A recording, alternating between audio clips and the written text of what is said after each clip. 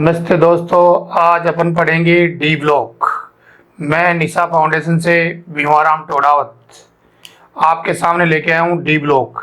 अब D block से देखो जेट में क्या करते हैं, 3 या 4 क्वेश्चन आते हैं, कम से कम 3 या 4 क्वेश्चन आते हैं। मतलब ये टॉपिक आपके लिए सबसे इम्पोर्टेंट टॉपिक है।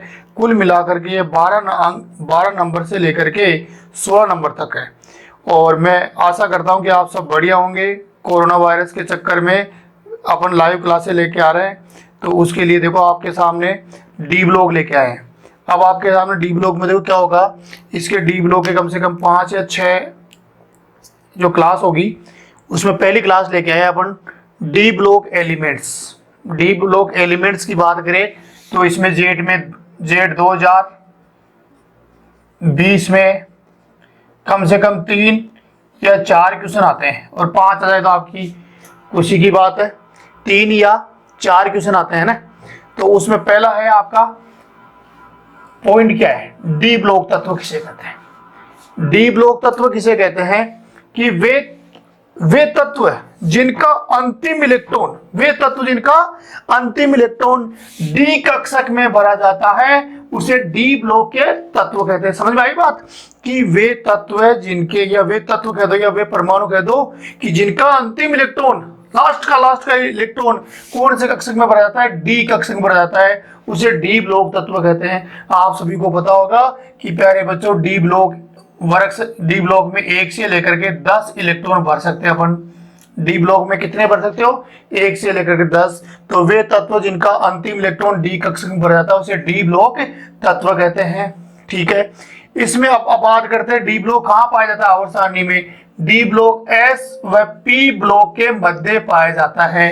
एक तरफ एस ब्लॉक होता है, एक तरफ पी ब्लॉक होता है, बीच में क्या होता है आपका डी ब्लॉक पाया जाता है।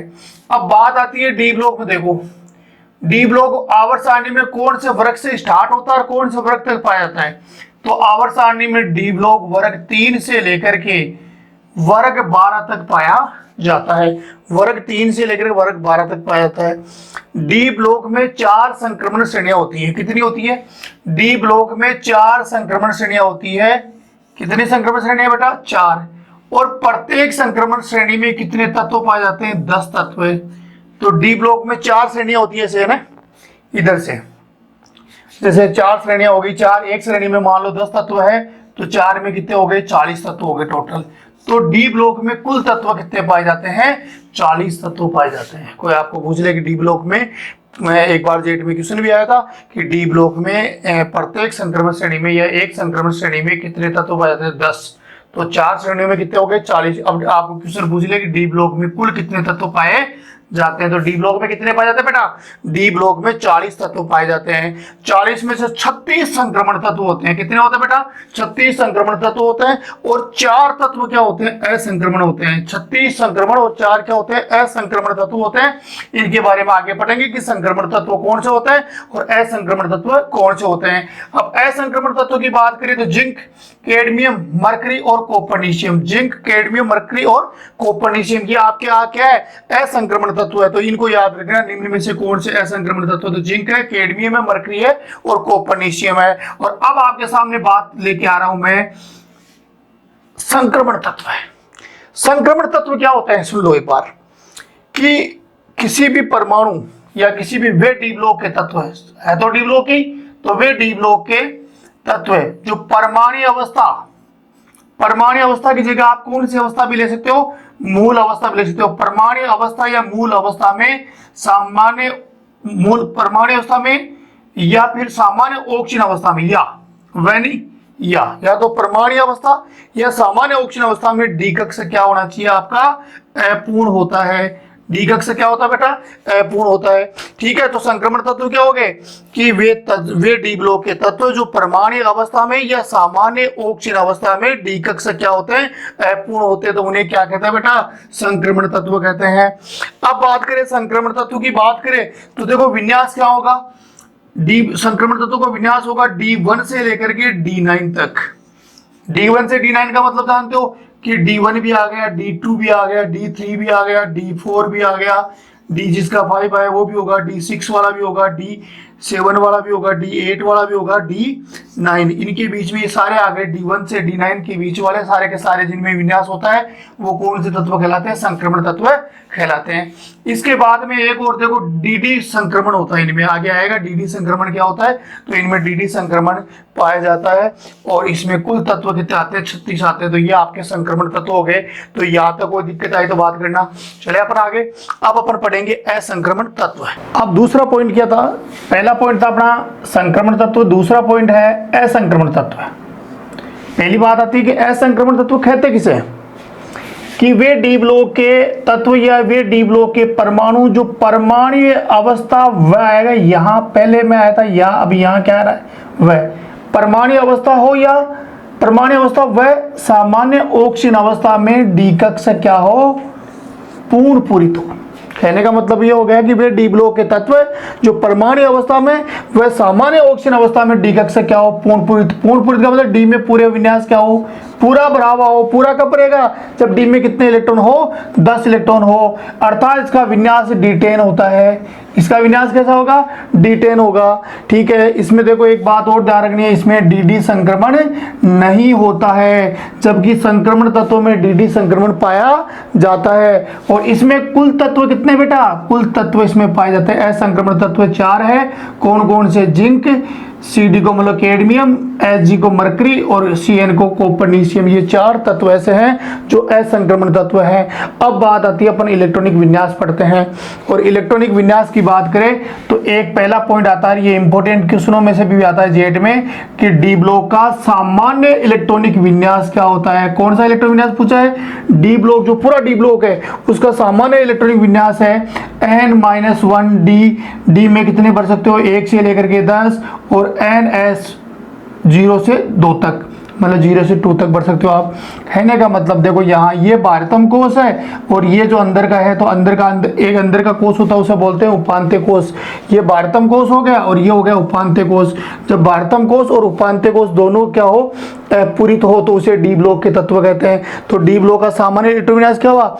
N-1D 1 से 10 और NS 0 से 2 तक होता है। अब अपने सबसे इंपॉर्टेंट जेट की बात करें तो सबसे इंपॉर्टेंट आता है प्रथम संक्रमण श्रेणी। कौन सी आती है बेटा? प्रथम संक्रमण श्रेणी आती है। और प्रथम संक्रमण श्रेणी में 10 तत्व होते हैं ना। प्रत्येक संक्रमण श्रेणी में कितने तत्व होते हैं? 10। और 10 में पहले बात करें स्केडियम से लेकर के कहां तक होगी? जिंक तक होगी। ये श्रेणी कहां से कहां तक होगी? स्केडियम से जिंक तक। कहां तक? स्केडियम से लेकर के जिंक तक। स्केडियम परमाणु क्रमांक कितना? 21 और जिंक का कितना है? 30।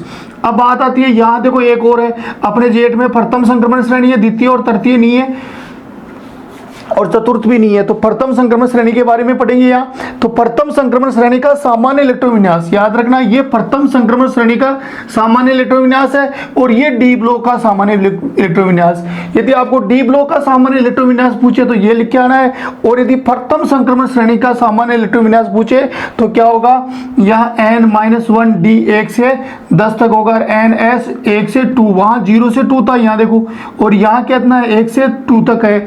और इसमें n का मान कितना रख सकते हो? 4, तो 4 रखेंगे यहाँ n का, तो यहाँ 4 आ गया, 4s 1 से 2 हो गया, और यहाँ 4 आ गया तो 4 में से 1 कम कर दिया तो 3, तो 3d कितना होगा? ये इलेक्ट्रॉन विन्यास भी आ सकता है और ये भी आ सकता है। दोनों प्रथम संक्रमण श्रेणी का सामान्य इलेक्ट्रॉन विन्यास आ सकता है। ठीक है, इसके बाद में चले कि प्रथम संक्रमण श्रेणी के इलेक्ट्रॉनिक विन्यास का सूत्र। मैंने एक सूत्र बना रखा है जिसमें क्या होता है, एग्रीकल्चर के बच्चों के लिए इससे इलेक्ट्रॉनिक विन्यास बनाने में कोई दिक्कत नहीं आती है। ठीक है, पहले मैं एक एक 1 बाय 1 की बात करता हूँ। पहले सूत्र देखो, जिसका भी आपको जिस तत्व का इलेक्ट्रॉनिक विन्यास निकालना है उसको यहाँ रखोगे। आर्गन अपना होता है, आर्गन जो इसका परमाणु क्रमांक होता है 18, 4s और 3d। s में अधिकतम 2 बढ़ सकते हैं और d में कितने बढ़ सकते हैं? 10। अपवाद में देखो बेटा, अपवाद में कौन कौन से आते हैं? एक तो क्रोमियम आएगा, Cr को क्या बोलते हो बेटा? क्रोमियम, और Cu को बोलते हो आपको कॉपर। क्रोमियम और कॉपर इन दोनों में कितना बढ़ जाएगा? 4s1 बढ़ा जाएगा। दोबारा सुन लो, क्रोमियम में और कॉपर दोनों में 4s1, बाकी सभी तत्वों में क्या भरा जाएगा, 4s2 भरा जाएगा। समझ में आ गई बात कि क्रोमियम और कॉपर में 4s1, बाकी सभी में 4s2 भरा जाएगा। इन दो तत्वों में 4s1 और बाकी सभी तत्वों में क्या भरा जाएगा, 4s2 भरा जाएगा। मैं सबसे पहले एक लेता हूं स्केडियम। स्केडियम का कितना होता है, 21। स्केडियम का होता है कितना है, 21 होता है बेटा। स्केडियम का 21 होता है। कैसे याद करोगे, ये आप लिखोगे ऐसे, आर्गन लिख दिया, 4s लिख दो और 3d लिख दो। अपने पास टोटल इलेक्ट्रॉन कितने हैं, 21। ये याद होना चाहिए। यदि 21 की जगह 22 कर दिया या 20 कर दिया तो गलत हो जाएगा, 21 ही रखना है ना, याद रखना पड़ेगा। स्केडियम का 21 परमाणु क्रमांक होता है। तो आर्गन के कितने हो गए, 18। 4s में देखो तो अपवाद में थोड़ी आ रहा, दोनों में नहीं आ रहा, तो इसमें 2 भरेंगे।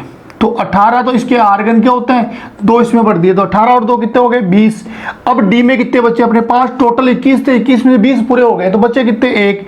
तो डी में पहले बच्चों 1 आएगा, D1 होगा इसका, 3D1 होगा। समझ में आई बात। टोटल अपने पास कितने थे, 21 में 18 कहां भर दिया, आर्गन का कितना होता है 18। 4s में कितने भर दिए, 2, तो 18 2 20, तो बचा कितना 1। तो 3D में कितना भरा जाएगा, 1 भरा जाएगा। इसी प्रकार टाइटेनियम कितने नंबर पे आता है, 22 नंबर पे आता है। ठीक है बेटा। तो पहले क्या लिखोगे, वो इस फॉर्मूला, आर्गन लिखोगे, 4s लिखोगे और 3d लिखोगे। तो अब बताओ आर्गन की बात करें तो 18 ने, 4s में कितने भर दिए, 2, 18 2 20। अब अपने पास बच्चे कितने, 2, तो कितना कर दोगे, 3d2 आ जाएगा इसमें। सही है। इसी प्रकार इसके बाद में वेनेडियम आ गया 23। कौन सा है बेटा, वेनेडियम 23। तो आर्गन कर दोगे, है ना। आर्गन के बाद में 4s कितना हो जाएगा, 2 और 3d बताओ कितने आएंगे, 3 आएंगे, नहीं आएंगे। 18 और 2 20, 20 और 3 23। अब अपना आ गया अपवाद, इंपोर्टेंट भी है, क्रोमियम कितने नंबर पे है, 24 पे। तो आपको वही फॉर्मूला लिखना, 18 आर्गन के, 4s लिख दो और 3d लिख दो। तो 18 और अपने पास टोटल 24 है, तो 18 और 2 इसमें तो कितने भरेंगे, सॉरी 1 भरेंगे, क्योंकि अपवाद में है ना। क्रोमियम में तो कितना भर जाएगा, क्रोमियम और कॉपर में 1, तो 1 भर दिया, तो 18 1 19। तो बच्चे कितने हैं, 5, तो यहाँ 5 भर देंगे। आया समझ में। ये इंपॉर्टेंट भी है, ध्यान रखना है, पूछा जा सकता है, कई बार पूछा भी गया है। ठीक है। क्रोमियम में कितने होते हैं, 24। आर्गन में कितने भर दिए, 18। और 4s में कितने हो गए, 1 ही बनना पड़ेगा अपवाद में, तो 1 भरेंगे, तो 18 1 19 19 और 5 कितने हो गए, 24। इसी प्रकार 25 पे क्या आता है, मैग्नीज आता है, Mn। ठीक है। वैसे ही सूत्र लिखो, आर्गन लिख दिया, आर्गन लिखने के बाद में वही 4s कर दो, 3d कर दो। ठीक है। अब बताओ, जैसे अब इसमें देखो 25 अपने पास टोटल है, तो 18 यहां भर दिया, 18 और 2 20, 20 और 5 25, तो यहाँ 5 जाएंगे। हाँ बेटा, इन सभी को ऐसे जैसे आपने लिखा ना कि 4s पहले लिख दिया, d को बाद में लिखा, 3d को। हो सकता है नोट्स में, उसमें जो पेपर में है वो 3d पहले आ जाएगा, 4s बाद में आ जाए, आगे पीछे आ सकता है, क्योंकि इन दोनों के मध्य ऊर्जा अंतर बहुत ही कम होता है। ठीक है। तो आगे पीछे लिख सकते हो। ठीक है। कोष के आधार पर लिखोगे तो 3d पहले आएगा, 4s बाद में होगा। ठीक है। और यदि ऊर्जा के आधार पर लिखोगे तो पहले 4s आएगा, फिर आएगा 3d आएगा। ठीक है। क्योंकि 4s की ऊर्जा कम होती है और 3d की ज्यादा होती है। इनमें दोनों में से कैसे लिख सकते हो, वो तो आपको ऑब्जेक्टिव में ऑप्शन देख करके चुनना पड़ेगा। ठीक है। Ap की बात करें, कितने पर आता है बेटा, 26 पे। 26 पे आ गया। अब Ap 26 पे आ गया, तो इसका मतलब क्या हुआ, आर्गन। अब बताओ 4s में कितने और 3d कर दो। ठीक है। अब आर्गन अपने पास कितने हैं, देखो बेटा, आर्गन की बात करें 26 अपने पास टोटल, 18 इसमें भर दिया, 18 और 2 20, 20 और 6 कितने हो गए, 26। तो इस प्रकार 3d6 हो गया। अब बताओ 27 पे क्या आता है, कोबाल्ट, CO। देखो एक होता है CO, ये होता है कार्बन मोनोऑक्साइड, एक होता है CO, O छोटा होता है, तो ये होता है कोबाल्ट, है ना। ये कार्बन मोनोऑक्साइड है, ये कोबाल्ट है। अब कोबाल्ट कितने पर आता है, 27 पे आता है बेटा। कितने पर आता है, 27 पे। लिखने का सूत्र क्या है, आर्गन, 4s और 3d। तो 18 और 2 20, क्योंकि अपवाद में नहीं है, CO है, ये Cu है। तो 18 और 2 20, 20 और बच्चे कितने, 7, तो 27 हो गए। इसी प्रकार 28 पे क्या आता है, निकल। 28 पे निकल आता है, तो आर्गन लिख दिया, 4s लिख दिया, 3d लिख दिया, तो आर्गन 18 हो गया। 18 और 2 20, 20 और 8 28 हो गए। इसी प्रकार कॉपर, ये इंपॉर्टेंट है। अब देखो कॉपर का कितना होता है, 29, कितना होता है बेटा, 29 होता है। ठीक है। अब आर्गन हो गया 4s हो गया, 4s में कितने भरोगे, एक ही भरना पड़ेगा। अब 3D में बताओ तो 18 1 19, 19 और 10 29 हो गए। इस प्रकार से ये भी इंपॉर्टेंट याद कर लेना, क्योंकि इसको पूछ लेते हैं। अब देखो लास्ट बचा है जिंक। अब जिंक में देखो वही लिखा आर्गन, 3D लिखा और ये 4s लिख दो, या पहले 4s लिख दो और फिर 3D लिख दो, ठीक है। 4s लिख दिया फिर 3D लिख दिया, तो 18 30 अपने पास जिंक के पास, तो 18 ये हो गया, 18 और 2 20 हो गए, 20 और 10 30, तो टोटल हो गए। अब मेरी बात सुनो, इसमें देखो ये जिंक तो है आपका असंक्रमण तत्व है और कॉपर है संक्रमण तत्व, जबकि दोनों में इसका D10 है, इसका भी D10 है। ये देखो ये इसकी मूल अवस्था है, ये भी मूल अवस्था। इसकी मूल अवस्था में तो D10 है, लेकिन इसकी सामान्य ऑक्सीजन अवस्था होती है +2। जब 2 इलेक्ट्रॉन चले जाएंगे तो उसके बाद में भी 3D कितने होंगे, 10 ही रहेंगे, तो ये संक्रमण तत्व है। परमाणु अवस्था व सामान्य ऑक्सीजन अवस्था दोनों में क्या है, D10 है। अब इधर आ जाओ, कॉपर संक्रमण तत्व, असंक्रमण तत्व क्यों नहीं है, क्योंकि इसके सामान्य में तो क्या है, परमाणु अवस्था में तो D10 है, लेकिन इसकी सामान्य ऑक्सीजन अवस्था होती है कॉपर +2। मतलब अपने को 2 इलेक्ट्रॉन निकालना, तो एक तो S से निकालेंगे, एक कहां से निकालेंगे, D से। तो बताओ D में कितने बचे, 3D9। इसका मतलब ये होगा संक्रमण तत्व जानते हो, जिनका विन्यास D1 से D9 हो वो संक्रमण, और जिनका विन्यास D10 हो वो कौन सा है, दोनों कंडीशन में, परमाणु अवस्था में और सामान्य ऑक्सीजन अवस्था। परमाणु अवस्था ये हुई, ये सामान्य ऑक्सीजन अवस्था, दोनों में क्या है, D10 विन्यास है, इसके लिए ये क्या हो गया, असंक्रमण तत्व है। परमाणु अवस्था में तो D10 है, या परिभाषा सुनना, परमाणु अवस्था में या सामान्य ऑक्सीजन अवस्था, दोनों में से किसी एक अवस्था में, परमाणु अवस्था या सामान्य ऑक्सीजन अवस्था में, दोनों में क्या होगा, डी कक्ष से क्या होता है, अपूर्ण। तो यहाँ देखो ये तो D10 है, लेकिन ये डी कक्ष से क्या है, अपूर्ण है, इसलिए इसे कौन से तत्व कहते हैं, संक्रमण तत्व कहते हैं, ठीक है। अब इलेक्ट्रॉनिक विन्यास का सूत्र याद हो गया। इलेक्ट्रॉनिक विन्यास का सूत्र याद है, तत्व लिखोगे आर्गन, फिर 4s, फिर 3D। पहले आर्गन में 18 भर दिए, फिर जो बचे वो s में भर जाएंगे, ठीक है। क्रोमियम और कॉपर में 4s 1 रखोगे, बाकी सभी में 2 बढ़ने के बाद में जो भी इलेक्ट्रॉन बचेंगे वो कहाँ भर दिए जाएंगे, 3D में भरे जाएंगे। D में कितने अधिकतम भर सकते हो, 10, और S में अधिकतम कितने भर सकते हो, 2 भर सकते हो, ठीक है। अब अपना अगला टॉपिक आएगा अयुग्मित इलेक्ट्रॉन की संख्या।